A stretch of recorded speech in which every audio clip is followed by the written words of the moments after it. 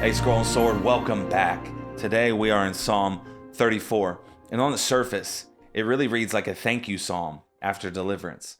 But structurally, when you break it down, Psalm 34 is doing something way more intentional. Like, this isn't just David telling a story. This is David teaching curriculum. Psalm 34 is less like a journal entry and more like a classroom setting.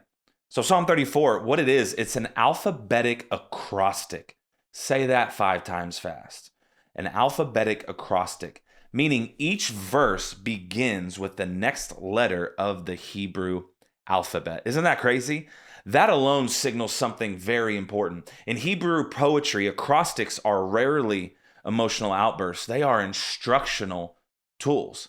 Alphabet theology says this is something you're meant to learn, remember, and practice. That's what alphabet theology says about what you're getting ready to read.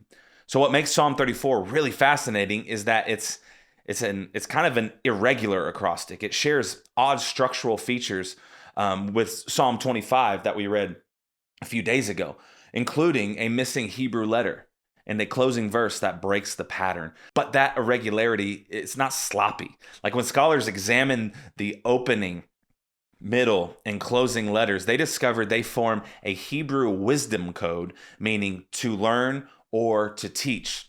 So in other words, the structure itself is preaching and teaching a lesson and a message. And the psalm also shifts genres midstream. Verses 1 through 7 function like a classic Thanksgiving psalm. David recounts crisis and rescue, but then instead of inviting others simply to praise, the psalm pivots. Verses 8 through 22 turn into wisdom literature filled with short instructions about fear of the Lord, speech, obedience, and righteous living. First the song, then the sermon. And that move makes a theological claim that deliverance is not the end of faith, it's the beginning of formation. And, a real world parallel of this is think of someone who survives a major accident or illness. At first, there's relief and gratitude, but almost always, that experience reshapes how they actually live. Their habits change, their priorities shift, their life is totally different. They don't just celebrate survival, they learn from it. And Psalm 34 really works the same way. A rescue produces wisdom. And the acrostic reinforces that idea. By moving from A to Z, hypothetically speaking, the psalm presents faith as a total framework, not a momentary reaction. Fear of the Lord isn't just a feeling during crisis. It's an alphabet you live inside of afterward. It's a structure. It's a formulation. It's a language.